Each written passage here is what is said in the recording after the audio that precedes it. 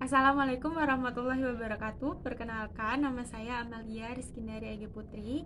Saat ini saya akan mempresentasikan hasil jawaban UAS terkait produk yang sebelumnya sudah dibahas di tugas besar kedua mata kuliah Kewirausahaan 2. Baik, yang pertama, ini adalah poster dari Nusantara Frozen Food.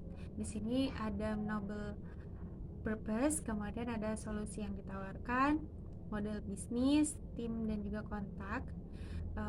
Selanjutnya saya akan membahas beberapa poin. Yang pertama adalah isu yang diangkat atau kebutuhan pasar. Produk dari Nusantara Frozen Food ini memberikan kemudahan bagi masyarakat, terutama dalam menyajikan makanan, dan juga bisa menghemat waktu karena makanan ini adalah makanan praktis, cepat saji, makanan beku, sehingga kita juga tidak perlu keluar rumah, yang kita tidak tahu makanan di luar kebersihan atau kehigienisannya. Poin selanjutnya adalah contoh kasus atau cerita. Dengan adanya frozen food ini membantu pelajar dan juga ibu rumah tangga ataupun konsumen lainnya untuk bisa menyiapkan makanan sendiri. Ini juga dapat menghemat waktu dan tidak perlu ribet belanja keluar, dan juga tidak perlu memikirkan menu-menu khusus yang harus dipersiapkan setiap harinya. Ada beberapa masalah juga yang dihadapi dalam produk ini. Adapun juga solusi yang sudah ditawarkan. Yang pertama adalah memproduksi berdasarkan pesanan, karena ada beberapa pelajar yang mungkin tidak berasal dari kota produksinya, sehingga harus bertempat tinggal di dalam rumah kos, dan terkadang ada beberapa rumah kos yang tidak menyediakan kulkas. Dengan itu di sini dibuat berdasarkan pesanan yang menguntungkan pelanggan dan juga menguntungkan perusahaan. Yang pertama dibuat berdasarkan pesanan, karena masa berlaku dari produk tersendiri kurang lebih sekitar 3 bulan. Di sini bisa menghemat waktu expire atau waktu masa berlaku dari produk tersebut jika dibuat berdasarkan pesanan. Jika misalnya dibuat sekitar 100 dus yang tapi hanya laku di pasar sekitar 50 dus, sedangkan 50 dus itu sudah termakan waktu oleh sedangkan masa berlakunya sudah dimakan waktu. Jadi kenapa perusahaan memproduksi berdasarkan pesanan saja? Kemudian perusahaan juga menyediakan kemasan travel package. Yang dimaksud travel package di sini adalah kemasan yang lebih sedikit isinya, dimana dalam satu kemasan itu bisa langsung dihabiskan, seperti yang tadi disebutkan, untuk bagi pelajar ataupun yang tidak tinggal di rumah sendiri, misalnya di rumah kos yang tidak menyediakan kulkas, itu bisa menggunakan kemasan travel package, sehingga dalam sekali pembelian bisa langsung dihabiskan. Baik, kita lanjut ke slide yang kedua. Mengapa produk ini harus ada? Jadi produk Nusantara Frozen Food ini utamanya di masa pandemi COVID saat ini, aktivitas masyarakat di masa PSBB ataupun PPKM saat ini terbatas atau dibatasi, sehingga beberapa masyarakat memilih makanan atau menyediakan stok atau persediaan untuk agar lebih praktis dan bisa dijadikan pilihan utama. Selanjutnya, value proposition. Di sini salah satu yang unik dari produk adalah bisa juga dijadikan sebagai keunggulan positif dari produk ini, yaitu dengan memperkenalkan makanan khas Indonesia ke berbagai pasar dan juga memperkenalkan cita rasa makanan dari daerah lain ke daerah lain. Misalnya makanan khas dari Palembang yang juga bisa dirasakan selain di Palembang. Itu pun juga menguntungkan bahwa kita juga memperkenalkan makanan khas Palembang ke daerah lain. Selanjutnya di sini ada functional benefit dan juga emotional benefit. Kedua benefit ini yang mempengaruhi customer value. Jadi functional benefit di sini utamanya adalah memenuhi kebutuhan pokok, yaitu pangan. dengan praktis. Dengan praktis di sini adalah dengan mudah dan juga sangat menghemat waktu. Jadi lebih cepat caranya dan lebih mudah mendapatkan kepuasan pelanggan. Selanjutnya di sini emosional, untuk manfaat emosional itu contohnya seperti merek, lifestyle, dan juga reputasi dari produk kita sendiri. Selanjutnya adalah target customer. Di sini target customer adalah di pusat perbelanjaan, karena yang utama di pusat perbelanjaan ini mencakup semua dari kategori customer yang lainnya.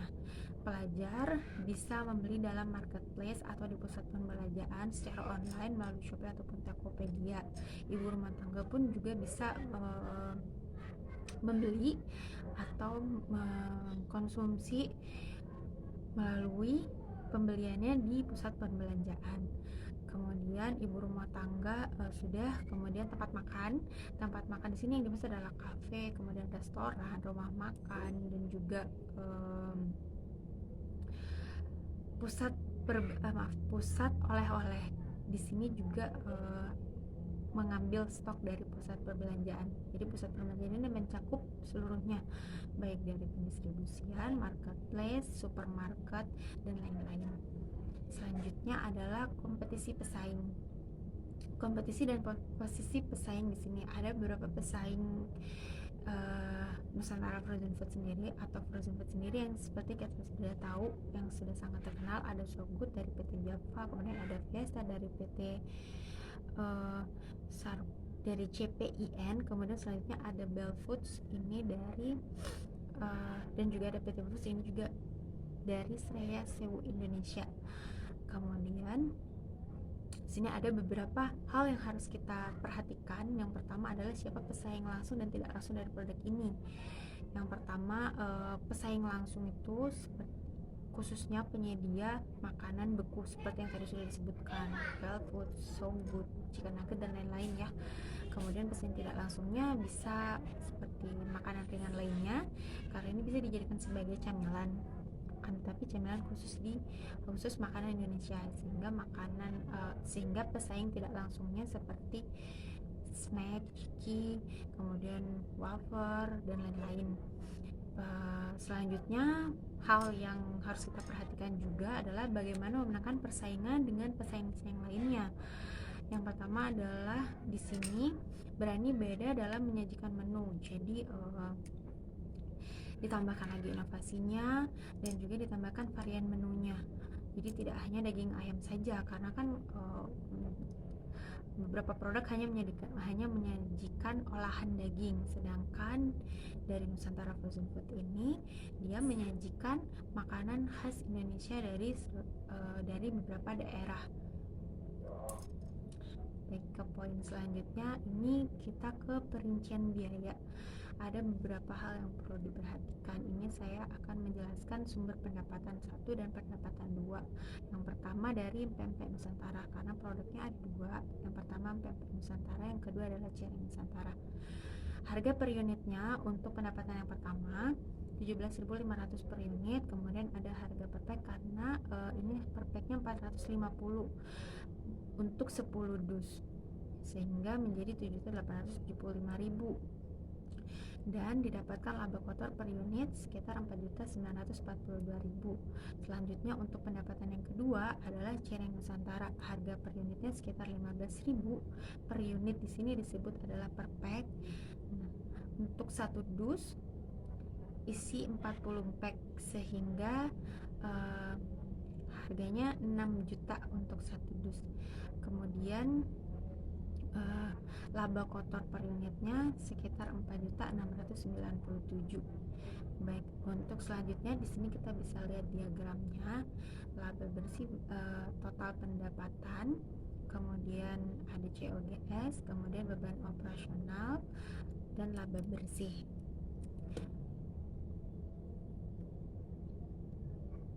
COGS di sini adalah cost of goods sold. Di sini adalah istilah yang digunakan untuk menggambarkan total pengeluaran biaya langsung. Pengeluaran perusahaan di total sekitar 1.864.410.000. Di sini pengeluaran perusahaan termasuk beban operasional. Beban operasional di sini akan ada detailnya di slide berikutnya.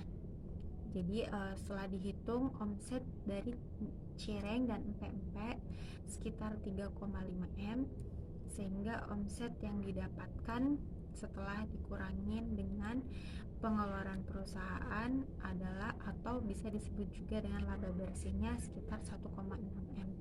Di sini adalah detail rincian biaya pengeluarannya. Di sini ada biaya operasional dari pabriknya dan biaya operasional dari kantor. Ada gaji karyawan, bahan bakar mesin pabrik, ada bahan bakunya juga, transportasi, dan juga listrik. Kemudian untuk operasional yang di kantor ada gaji karyawan, ada biaya telepon dan wifi, dan juga alat tulis kantor. Total biaya pengeluarannya adalah 1,8. Terima kasih, demikian yang bisa saya sampaikan. Kalian bisa mendapatkan informasi lainnya melalui Shopee, Tokopedia, atau bisa langsung menghubungi hotline pada nomor di slide. Terima kasih. Assalamualaikum warahmatullahi wabarakatuh.